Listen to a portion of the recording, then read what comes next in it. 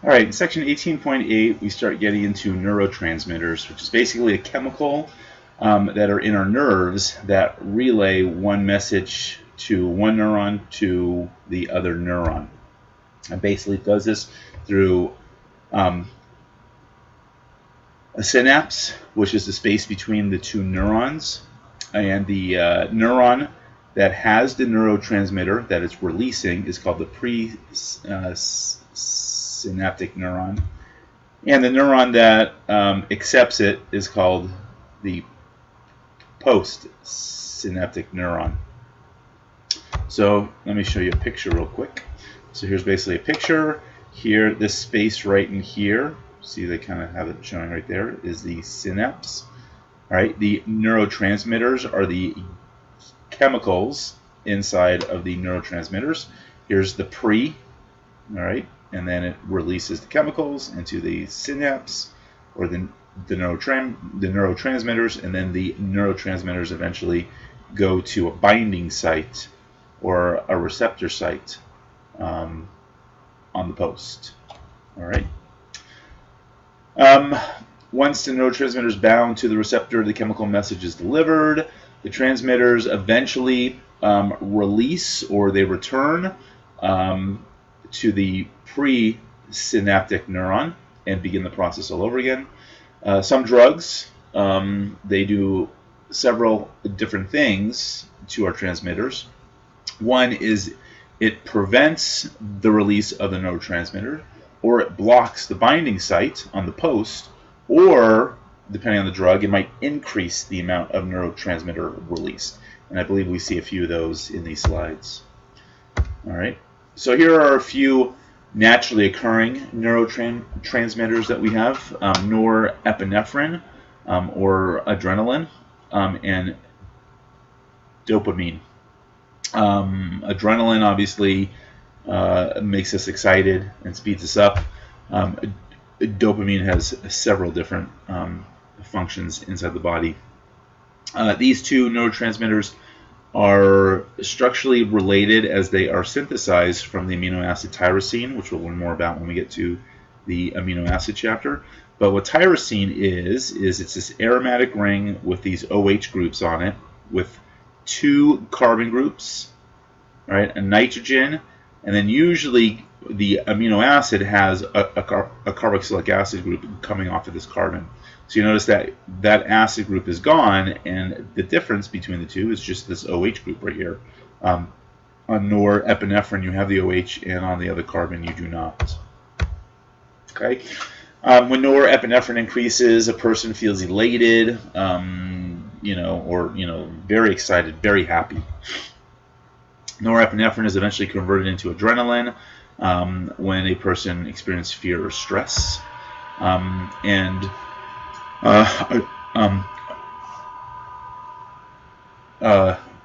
dopamine affects the brain processes that control movement, emotion, and pleasure. So they're both very similar, but they kind of do a little bit of different things. And patients with Parkinson's have a decreased level of dopamine in their body. There's a compound called L-DOPA that has been used to treat Parkinson's. It came out in the 50s or 60s. There's actually a movie with Robin Williams called Awakenings. It's a pretty good movie. It came out a while ago, and probably about 20 years ago. And it's a really good movie. It's based on a true story of a doctor that found this. Injecting dopamine is not a treatment for Parkinson's because it cannot cross the blood-brain barrier. We talked about things that have a lot of OH groups or are polar, have trouble crossing the blood-brain barrier. So L-DOPA, here you go, L-DOPA is a precursor that can be used because it does cross the blood-brain barrier, and it's converted into dopamine. And like I said, there's a movie called Awakenings that's all about that. Overly high levels of dopamine are unhealthy and are associated with schizophrenia.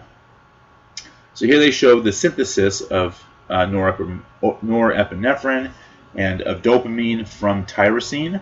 So like I said, here's tyrosine, you have an OH and a carboxylic acid. L-DOPA basically now has an OH group here. All right, you still have the carboxylic acid, but you have an OH. Dopamine is the removal of that carboxylic acid, and then norepinephrine then is the addition of an OH group onto that carbon. All right, dopamine plays an important role in addiction. Drugs such as heroin, cocaine, alcohol increase the amount of the dopamine levels and give a sensation of pleasure. So if you can take a drug that makes you feel happier, people like to do that. So this increase of the dopamine is what the addiction is. Also, I believe they've seen that sugar does the same thing. Also, chocolate does the same thing as well. When dopamine receptors are overstimulated, they decrease in the number and the sensitivity. So if your brain starts producing a lot of dopamine, your brain starts thinking, well, I don't need to have as many of these receptors because my brain is doing a really good job at producing a lot of it. So it decreases the amount of receptors. Well, what that does is when you're not on the drug anymore, you don't have enough of the dopamine in your body because you don't have the same number of receptors. So in order to have that happy feeling again, you have to take the drug again to do the increased amount of the release of the dopamine. So that's one of the problems with the addiction part. You're addicted because you don't have enough of the receptors, so you have to take the drug again in order to have the same feeling. So a person needs to take more of the pleasure-inducing drug to reach the same high or the sensation. Serotonin is synthesized, which is another neurotransmitter other than the norepinephrine and the dopamine. Serotonin is synthesized from the amino acid tryptophan. You can see it's very similar. It's the removal of that carboxylic acid group and the addition of the OH. You can kind of see that's kind of a similar type of structure to aromatic with an OH as the other two. Serotonin is important in mood and sleep and perception and temperature regulation. A deficiency in serotonin causes depression. So there's a lot of antidepressant drugs, which are called the SSRIs, which stand for selective serotonin reuptake inhibitors. I think we talk about this in the next slide. The drug inhibits the reuptake of serotonin by the presynaptic neuron, effectively increasing its concentration. So if your brain is producing serotonin, all right, what the SSRI does is it binds the site that reuptakes the serotonin. So our bodies are pretty good at regulating the concentration of our chemicals. When things get too high, our bodies stop producing that chemical, and then we also have enzymes that break down the excess chemical. Well, what SSRIs do is they block the chemicals that reuptake our chemicals in our body. So our body is producing serotonin, and eventually when it produces too much, it breaks it down. Well, what these do is they stop that reuptake and that breakdown of the serotonin, so thereby you always have a large amount of serotonin in your brain, making you happy. Okay, so here are just some examples. Some of the two common ones is Prozac and Zoloft. Structures, you can see this is kind of similar to serotonin. You have the nitrogen with the carbons and the aromatic ring. It's not exact, but it has a similar type of structure because it fits into the same place inside of our brains. All right. Improper levels of serotonin can also cause migraine headaches. These combine pain, nausea, and sensitivity to light, and are being medications are being used to stop migraines. Here are just a few. You can see that they have the tryptophan type of ring system in them, so they look very similar to serotonin, but they are not serotonin, obviously.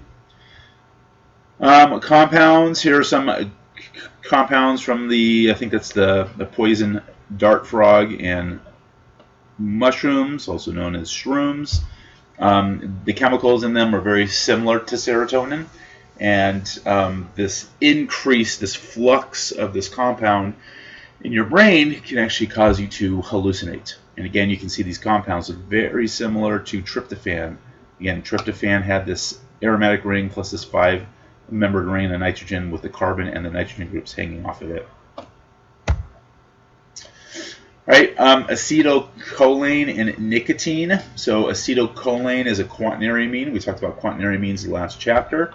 Remember, it's a nitrogen with 4 different groups around it. It also acts as a neurotransmitter, but this is between neurons and our muscle cells. So this is not in our brains. This is in our muscles, which cause a signal from our brain to our muscles to twitch or to move or to do something. So at low concentrations, nicotine binds to these receptors, resulting in the feelings of well-being and alertness. This triggers other nerve cells to release dopamine, which increases the pleasure sensation. A person becomes addicted to the pleasure sensation gained from taking in nicotine. And as the dopamine receptors deplete over time, a person will crave more nicotine to reproduce the high feelings. So now in 18.9, these are drugs that are related to epinephrine, such as adrenaline, which is what we'll talk about. Drugs that are related to norepinephrine, which is epinephrine, which is adrenaline. A hormone, so it's basically a hormone. So first of all, a hormone is a compound that is produced from the endocrine gland, which travels through our bloodstream to a targeted tissue or organ. And epinephrine, also known as adrenaline, is a hormone made from norepinephrine, the neurotransmitter. All right, the difference you can see is this has 2 hydrogens. This one has a methyl group. So it's just a methylated form of norepinephrine. So danger or emotional stress causes the formation of epinephrine. This happens instantaneously in our body. As you know, anytime you get scared or you get stressed immediately, you have that feeling that either warm or kind of that cold. There's some people say that they get a cold feeling in their body all of a sudden, or your body starts to tingle. The body will metabolize stored carbohydrates to form glucose, which is further metabolized to produce as an energy boost. The heart rate starts increasing, your blood and lung passages are dilated. This effect is known as the rush or the fight or flight response.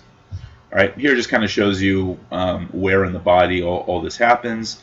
The endocrine system, you have adrenal glands right on top of the kidneys. That's kind of where the epinephrine is released into our bloodstream, which is on top of our kidneys. So you can see that the epinephrine release causes increased heart rate, blood pressure, glucose synthesis, and the dilation of our lungs.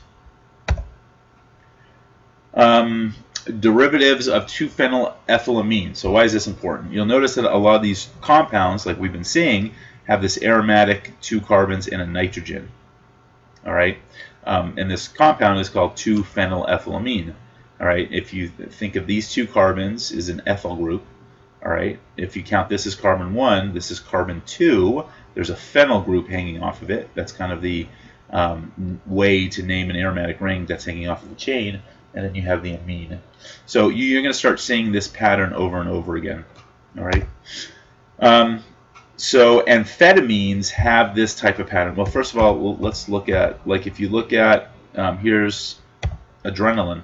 Adrenaline has that nitrogen, 2 carbons, and the aromatic ring. All right. Obviously, epinephrine has the same thing: aromatic, 2 carbons, and a nitrogen. So that 2-phenylethylamine group you see everywhere. Amphetamine and methamphetamine, which are stimulants, have these type of structures that these compounds have, because what makes them have the effect is that they have a similar structure as to all these neurotransmitters. All right, so amphetamine, you can see, is an aromatic ring with these 2 carbons and a nitrogen plus a methyl group. And then methamphetamine is the same thing, but with a methyl group. So it's kind of the comparison of norepinephrine is like this, and epinephrine is like this. All right. So in red, they're kind of showing you the 2-phenylethylamine. Oh, wrong way. Sudafed. You guys might have heard of Sudafed, which is pseudoephedrine, which is very similar in structure, but instead you have a methyl group. All right. There was a problem probably 15, 20 years ago where people were buying tons of Sudafed, which is pseudoephedrine, and they were taking it and removing this OH group, which basically is meth. It makes meth. So that's why you can't buy that over the counter anymore. Well, you could, but you have to go to the pharmacist, and they can only sell you 1 box at a time. So it's very heavily regulated now. What do they talk about? Sudafed methamphetamine groups replaced with phenylephrine, which does not undergo a similar synthesis. So nowadays, a lot of the Sudafed PE, you might see that now, is this compound which cannot easily be converted into methamphetamine, because now you have this extra OH group there. All right, drugs that are structurally similar to ephedrine. Here is albuterol. Albuterol, if you have asthma, albuterol is used. You can see it has a very similar structure. If you are asthmatic and you take albuterol, you'll notice that you do get an increased heart rate. All of a sudden your alertness is a little bit higher, but you do get a little antsy. So you can see that that is very similar in structure. And then there's this drug, I don't know, I guess this is used for asthma as well. They're not similar to heart, but they do dilate lung tissue and help prevent asthma. So that one I'm not familiar with, but I guess that one is also used in inhalers. 18.10 is about histamine and antihistamines. So histamine comes from this compound, which we'll find out it's